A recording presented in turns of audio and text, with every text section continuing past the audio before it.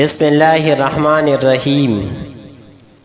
من نقل الیک فقد نقل عنک.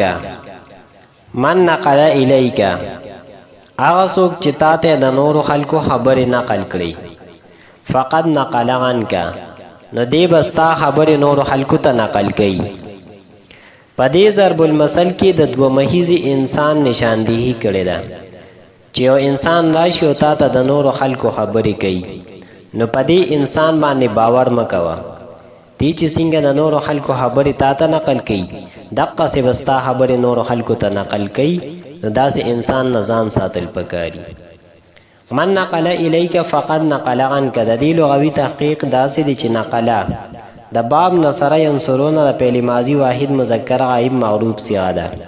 نقلون مصدر راځي معنی ده نقل کول. من نقل الیک فقد نقل عنک د دې ترکیب داسې دی چې من اسم موصول متضمن دی معنا د شرط لره. نقل فعل پدې کې هو ضمیر هغه د دې فاعل، الیک کې اله حرف جار کاب ضمیر د مخاطب مجرور، جار سره د مجرور نه متعلق شو د نقل فعل پوری. فعل سره د خپل فاعل او متعلق نه جمله فعلیه خبریه د اصله شو د من اسم موصول لپاره. موصول سره د صله نه مرفوع محلن د مبتدا شو. فقد نقل عنک کفا جزائیه قد د پاره د تحقیق.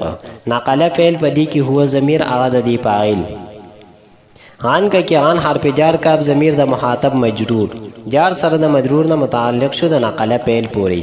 فعل سره د خپل فاعل او متعلق نه د جمله فعلیه خبریه د مرفوع محلن دا خبر شو د مبتدا لپاره.